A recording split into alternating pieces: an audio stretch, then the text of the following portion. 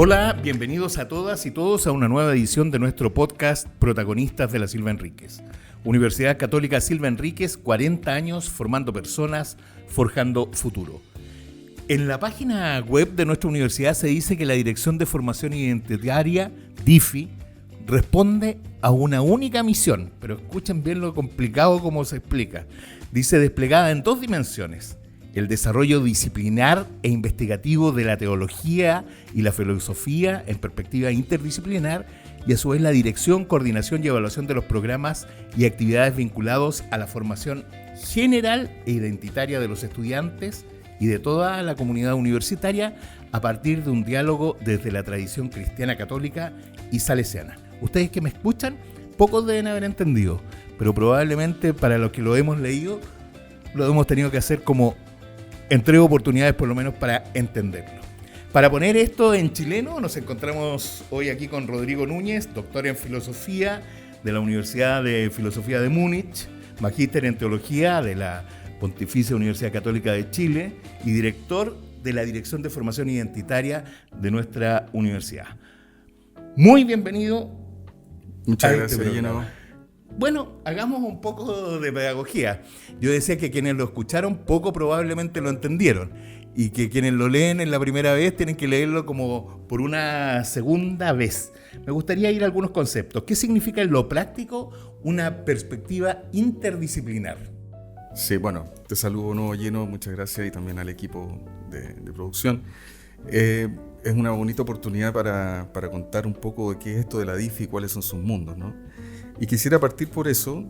La Dirección de Formación Identitaria tiene como 3 grandes mundos, llamémoslo así, o 3 grandes áreas de trabajo. Tu pregunta alude a la área de investigación, ¿no? Sin embargo, estas 3 áreas son básicamente la formación general de nuestros estudiantes, la formación transversal, que es un poco el área donde la universidad es más conocida, digamos la DIFI es más conocida. La segunda área tiene que ver con todo el campo de la formación continua que realiza la DIFI a través del Instituto Pastoral Juvenil, que son un pool de diplomados donde nosotros entregamos formación inspirada, digamos, en toda la tradición salesiana para aquellos que trabajan en formación de personas. Eso es como una segunda área. Y la tercera área justamente es la de investigación. Nosotros tenemos un equipo de una docena de académicos y académicas que son investigadoras e investigadores en las áreas de filosofía, teología y además en una área interdisciplinar de derechos humanos. Entonces, yendo un poco a tu pregunta respecto de lo que es qué es interdisciplina, yo sé que es una pregunta compleja porque se discute mucho de la interdisciplina, multidisciplina, transdisciplina y se nos iría el tiempo en ese juego conceptual. Yo lo explicaría de la siguiente manera, ¿no? Cuando tú vas a realizar una investigación, tú necesitas enfocar un problema o un fenómeno, ya sea social, individual, de los distintos Estamos campos. hablando como del marco lógico, marco teórico, ¿no? Pero quizás es una posición previa, es decir, yo necesito establecer ese campo problemático, ¿no? Y uno necesita enfocarlo en toda su complejidad, ¿no? Entonces es como que las interdisciplinas fueran los lentes que tú te pones, que es un lente multifocal. Pongamos un ejemplo concreto, no sé, simple, no se me ocurre ninguno, no sé si a ti, a lo mejor estudiando... Claro, sí, te puedo dar un ejemplo concreto. Se me viene a la mente, por ejemplo, ahora el trabajo que va a presentar la doctora Carolina Montero, que es teóloga del instituto, es parte del equipo. Ella ha sido invitada a la Pontificia Universidad Católica de Lima a dar una conferencia sobre un informe final de su investigación en torno a los abusos eclesiales. ¿Perdón? De los abusos en la iglesia. Toda esta crisis que digamos, se ha tenido que enfrentar la institución. Y justamente ella se hace la pregunta, digamos, enfoca el problema complejo de cuáles son las condiciones institucionales, organizacionales, que han facilitado o han posibilitado esta, entre comillas, cultura de los abusos, ¿no? Entonces, para enfocar, por eso uso el ejemplo de los lentes, ¿no? Para enfocar ese problema tan complejo, ella utiliza el multifoco que le da la sociología para reconocer y conceptualizar esas estructuras de poder, ¿no es cierto?, de jerarquía, y le da y además toma el foco de la teología para reconocer cómo los componentes ideológicos están inmersos en esas estructuras de poder. Entonces, si tú te fijas, la interdisciplina es una manera de enfocar el problema de distintas perspectivas. Y bueno, además tiene compromisos metodológicos que son más complejos, porque bueno, ¿cuáles son las metodologías?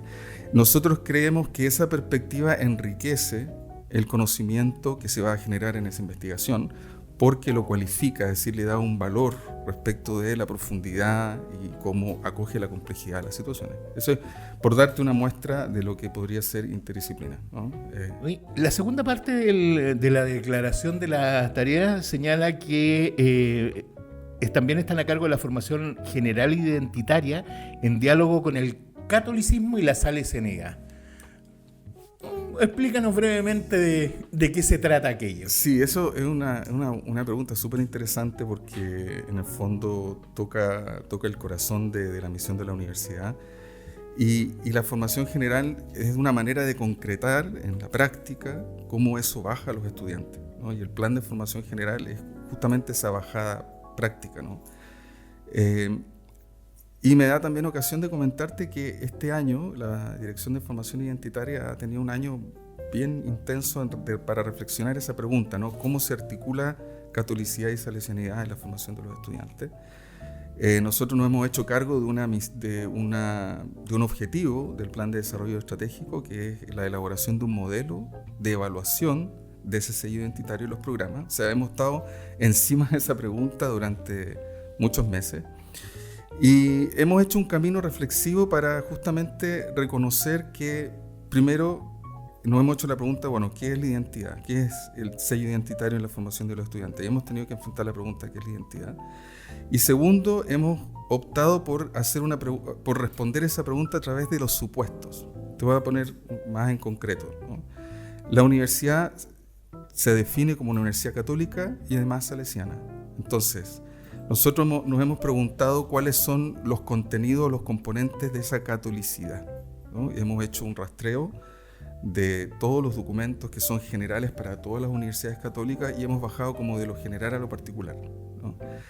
Te puedo decir como en síntesis, la dimensión católica es llamativo que todos los documentos que definen esa catolicidad y que orientan, que son documentos magisteriales, en el fondo le dan esa tarea de ese sello, se lo dan a las disciplinas de la filosofía y la teología.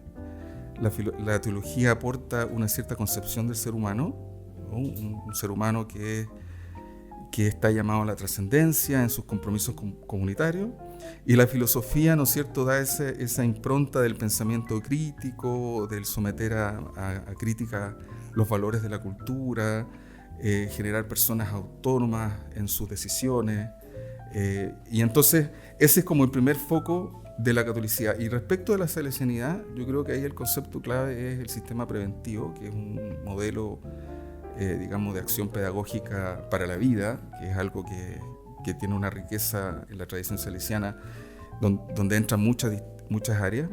Entonces, en síntesis, ¿no? Nosotros nos hemos preguntado por cuáles son esos supuestos, ¿no? Toda praxis tiene ciertos supuestos. Esos supuestos los hemos indagado en esas dos grandes componentes de nuestra identidad. Y en la práctica, cuando nos referimos a la formación en este ámbito de nuestros alumnos, ¿eso se hace a través de cursos que tienen que ser cursados obligatoriamente? La pregunta es, de alguna forma, si es que fueran obligatorios, ¿eso atenta contra la libertad de los propios estudiantes respecto de, yo no creo, soy agnóstico, soy ateo, por lo tanto a mí, ¿qué me van a... Claro. ¿Por qué me obligan a tomar un determinado curso? ¿Cómo se soluciona ese conflicto que es mucho más aparente que real finalmente, ¿no? Sí, bueno, el modelo formativo declara ámbitos de la formación general. Son 3 ámbitos. Uno es el desarrollo humano integral, que recoge esa idea que te comentaba más del trasfondo teológico, de la concepción cristiana del ser humano y su vinculación con el bien común, su compromiso con el bien común. El segundo ámbito tiene que ver más bien con el pensamiento crítico, que es el desarrollo de las humanidades y la cultura. Y el tercero son habilidades comunicacionales y digitales. Entonces, el modelo formativo declara esos 3 ámbitos y los estudiantes tienen que cursar durante todo su proceso curricular dos actividades curriculares de cada uno de esos ámbitos, o sea, son 6, ¿no?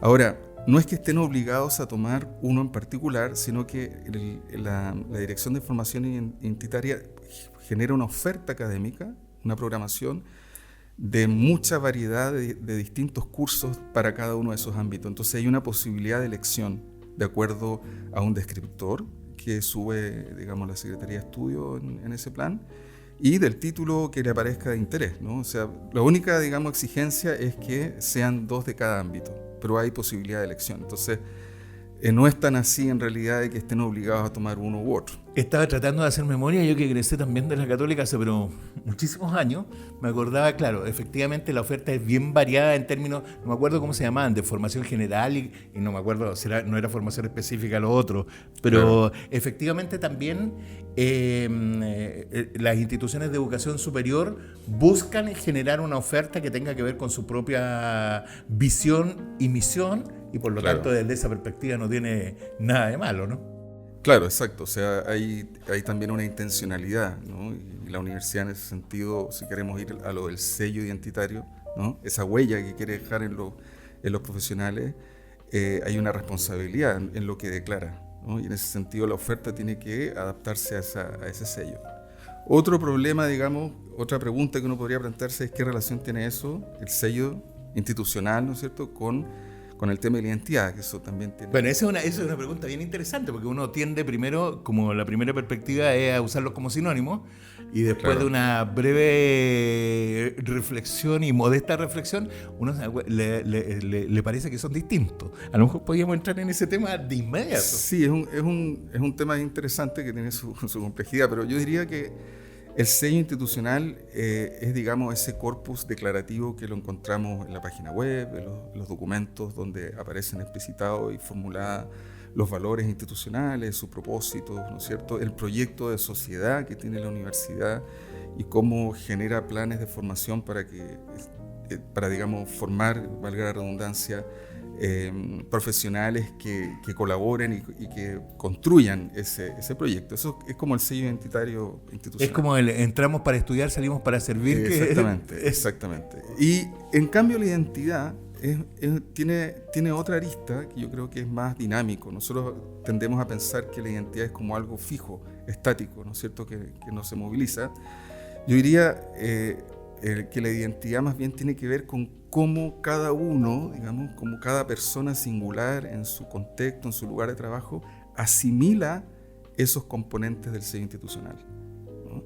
Y ahí hay personas carismáticas, digamos, que han integrado de manera muy original y muy luminosa, como un faro, digamos, esos valores, y podemos, bueno, claramente mencionar al cardenal Silva, pero sin ir más lejos, ¿no? Hace poco se celebraron los 40 años, se hizo una ceremonia muy linda donde se manejaron a distintas personas que justamente encarnan esa identidad, ¿no?, en sus distintos compromisos y trabajos, como, digamos, en el ámbito del trabajo social, en el ámbito de la cultura, del periodismo, ¿no es cierto? Ahí, si uno quiere preguntarse por la identidad y cómo se concreta, bueno, miremos a estas personas, cómo despliegan sus acciones, el impacto que han tenido en la sociedad, y ahí vamos a tener como una concreción de ese sello de identidad. Entonces, para terminar, ¿no?, la identidad, esa idea, ¿no?, la identidad es un proceso de asimilación, o sea, cómo yo me apropio, y eso es paulatino, las personas, digamos, se van encantando con la institución a la medida que la van conociendo, que van conociendo sus prácticas. Y por otro lado es un proceso de reflexión, ¿no?, porque yo en el fondo me tengo que mirar, por decirlo así, en esas acciones que yo despliego, en las decisiones que tomo, y reconocer por qué opto por una cosa y por otra no. Y ahí está justamente la identidad, ahí se despliega la identidad. Universidad Católica Silva Enríquez, 40 años formando personas, forjando futuro. Continuamos esta conversación junto a Rodrigo Núñez, director de Formación Identitaria de nuestra universidad, para hablar sobre las tareas de su dirección y obviamente sobre identidad, quehacer y desafíos de su dirección. Me gustaría un poquito volver atrás porque probablemente hay mucha gente que no entiende, y si podríamos definir qué es el sistema preventivo. Porque probablemente lo habremos escuchado y tú lo has señalado como un modelo que es parte de la institución y es que es parte de la orden salesiana de Don Bosco, ¿no? Bueno, te voy a partir por algo muy general, quizás que toda acción práctica, toda despliegue de las acciones nuestras, digamos, la universidad, se realizan sobre la base de ciertos supuestos, ¿no? o marcos de sentido, como tú lo quieres mencionar. Y el sistema preventivo justamente es uno de los grandes referentes de esos supuestos, ¿no? El sistema preventivo es un modelo de acción pedagógica. Eso quiere decir que es un modelo de acción para la vida, ¿no? que tiene esa flexibilidad que permite ser aplicado en distintos contextos, como por ejemplo en el mundo escolar, el sistema preventivo en el contexto universitario, en la formación técnico-profesional, en una vida parroquial. En la vida parroquial también el sistema preventivo tiene, y que yo diría lo central que hemos rescatado nosotros este año en la reflexión es que el sistema preventivo concibe a la persona, particularmente a los jóvenes, los mira en torno a sus capacidades y asume que en distintos contextos de vulnerabilidad a lo mejor esas capacidades van a estar en desmedro. Por lo tanto, despliega un modelo de acompañamiento para que esos jóvenes vayan creciendo, vayan desplegando sus potencialidades y justamente, desarrollen su potencial de aporte a la sociedad y que alcancen un desarrollo humano integral. Yo creo que ese es como el foco del sistema preventivo, uno de los focos. Digamos como todos tenemos una misión y servimos para algo, tratemos claro. de descubrir para qué somos mejores y una vez hecho ese descubrimiento acompañemos para que esto se encauce. Exactamente, y yo creo que es interesante lo que tú preguntas del sistema preventivo, porque justamente este lenguaje de las capacidades que ha estado muy presente en las ciencias sociales hoy en día, ¿no? El lenguaje hay marcos teóricos muy interesantes, calza muy bien con el sistema preventivo, ¿no? Y también se entronca muy bien con un modelo formativo orientado por competencias, que es el modelo formativo de la universidad. No olvidemos que la universidad declara en todos los perfiles de egreso de nuestros profesionales un conjunto de competencias, ¿no? o de capacidades, ¿no? que, forman este profesional con sello identitario, con el sello institucional, ¿no? Entonces el sistema preventivo justamente es cómo nosotros acompañamos ese crecimiento. Pero parte de la base de un supuesto, o de un punto de partida, es que efectivamente todos somos personas con capacidades, ¿no? Y ahí hay una alusión de mi formación teológica y filosófica interesante, ¿no? Esta idea de las capacidades que pareciera que están contemporáneos, es muy antiguo. La tradición cristiana, por ejemplo, Agustín de Hipona, este pensador medieval, cuando responde a la pregunta de qué es esto de ser imagen de Dios, él justamente dice: el ser humano es imagen de Dios porque es un hombre, un ser humano, una mujer, un hombre capaz. Le pone el apellido capaz de Dios porque está en un marco religioso, pero nos interesa a nosotros es que está hablando de la concepción del ser humano como un conjunto, como una persona que despliega un conjunto de capacidades. En la primera parte estábamos conversando respecto de las tareas de la dirección que diriges, como suene redundante, y hablábamos sobre los temas de investigación, que lo tratamos poco. En general, para que la gente entienda, ustedes son un equipo de alrededor de 12 personas que efectivamente se despliegan en distintas funciones, una de ellas la investigación. Claro. ¿Sobre qué están investigando? Uy, esa es una pregunta súper entretenida, porque estos últimos 2 años nosotros hemos tenido un trabajo muy intenso de reformulación, de reimpulsar en el fondo la investigación. Es algo que esta rectoría, ¿no es cierto?, ha tenido como una intención bien importante de resituar la filosofía y la teología en el campo de la investigación. Y se han constituido los equipos y hemos formulado 4 grandes líneas de investigación, ¿no? Una es filosofía política, derechos y violencias. La segunda línea es dignidad y derechos humanos. Después tenemos una línea de filosofía de la historia y una línea en el Instituto de Teología que es praxis, teología y cristianismo. Esos son como los titulares, digamos. Ahora, ¿cómo eso se concreta? Te voy a dar un ejemplo. Hace muy poco, Omar Sagredo, que es uno de los investigadores iniciales de la línea de dignidad y derechos humanos, él es un cientista político, ¿no? Él organizó una mesa en un seminario, en un congreso global de la Asociación de Estudios de Memoria, ¿no? Que es una asociación a nivel mundial muy importante, digamos, en el campo de los estudios de la memoria. Y él hizo ahí una presentación sobre, en el fondo presentó la pregunta, ¿hacia dónde va el testimonio? ¿No? Nosotros sabemos que el testimonio ha sido muy importante para la construcción de las memorias y de las identidades, ¿no es cierto?, colectivas de la historia reciente de nuestro país. Y además no solamente ha ayudado a rescatar la memoria de las víctimas, sino que además ha permitido construir ciertos acervos, es decir, agrupar esas memorias en archivos para que después sean espacios, lugares de estudio de la historia. ¿No estamos refiriendo específicamente a Voces del Estallido? ¿Algo así, no? Sí, efectivamente, hace muy poco Omar también participó en la edición de un libro justamente donde se recogen testimonios de personas jóvenes que sufrieron durante el estallido violación de los derechos humanos, ¿no? No solamente aquellos que sufrieron daño ocular, sino también que tuvieron detenciones. Entonces, es una herramienta, digamos, que la academia pone al servicio de la memoria, digamos, para poder recoger esas historias de vida y transformarlas después como en una especie de pozo para disputar la historia oficial, digamos. ¿Existe alguna posibilidad para aquellos que nos escuchan y no necesariamente pertenecen a la universidad de acceder a estos estudios, de contactarse con ustedes, de generar a lo mejor algún tipo de charlas que les puedan parecer interesantes? Estoy pensando en profesores que quieran hacer como extensión en sus propios colegios, con ayuda nuestra.